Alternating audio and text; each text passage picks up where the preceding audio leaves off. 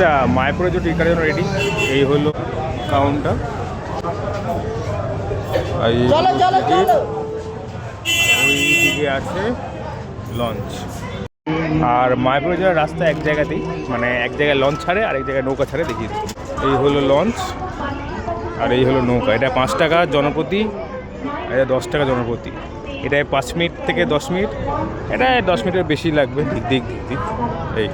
আচ্ছা, এটা গদা ভবনের পাশে গোবিন্দর প্রসাদম একটা জায়গা আছে, সেখানের প্রসাদ মাত্র 150 টাকায়। তবে সবথেকে বড় ব্যাপার হলো 150 টাকায় অনেক কিছু আইটেম রয়েছে, দেখতেই পাচ্ছ। আর সবথেকে বড় কথা হচ্ছে এই খাবারের টেস্টটা কিন্তু একদম আলাদা। সবথেকে ভালো লেগেছে আমার এইখানের খাবারটা।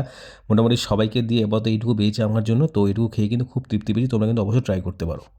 আচ্ছা এই হলো গদা ভবনের প্রসাদ। এখন গদা ভবনে বসে আছি, দেখিয়ে দিই। হ্যাঁ, পায়েস, সবজি, ভাজা, রুটি, ডাল, ভাত আর সবজি।